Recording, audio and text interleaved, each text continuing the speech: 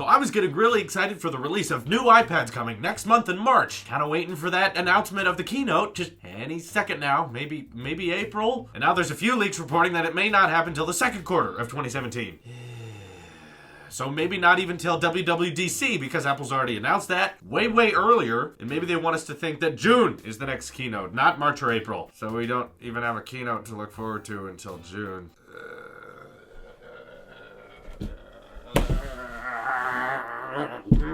We already have waited over a year since the last 12.9-inch iPad Pro came out. That hasn't received an update. Last year, about this time of the year, we were looking forward to the 9.7-inch iPad Pro. Still wish it was called the Air 3. And now we're going to go even beyond that. And Apple's still wondering, why are they receiving a drop in sales in the iPad department? They got these new ads coming out saying, it's better than a PC because iPads have cell data. I mean, I'm an Apple sheep, but I'm just like, use your phone as a hotspot. It's not that hard. But still, the rumors of the newest iPads are not that exciting. You notice they're coming way before the iPhone 8, but the iPhone 8 is all we're going to talk about. We haven't gotten one leak of the new iPads about what they actually look like. We've heard reports that they're going to feature maybe a bezel-less display. At least on the sides, we're definitely going to have bezels on the top and bottom. Some people were saying they were removing the home button, but it's like, did they figure out a way to build a taptic engine into the iPad? Because if they put an on-screen home button with no taptic engine, I'm not interested. That sounds horrible. It would be cool if they figured out how to do that, but again, there's no reports saying they figured that out yet. The iPads are in trouble. In fact, last quarter, just about everything Apple sells received an increase in sales. Both the iPhones were doing better, the Apple Watches, even the Macs were selling better than they used to, which I didn't think was happening. I thought everyone was stopping to use those. AirPods are selling great. MacBooks selling great despite the criticism. iPhones broke new records. Even the Apple Watch had its greatest quarter ever, and yet here are the iPads, which received a 20% decrease in sales. That's pretty massive for Apple. They are still the largest share of the market. Samsung is behind them, but iPad is still on top, but it's a declining market. And if they do expect anything to change, I really hope they have something more planned in store than just less bezels. Can they really win over people with that? Definitely not me. I'm very content with my 12.9-inch iPad Pro. Very fast, it's very usable. It works great, but the problems with it are not the design. I love the design of it. It's very light. I like the size. Would smaller bezels be nice? Sure, you can go for it. But if they do expect to change this decrease in sales, they have to consider apps.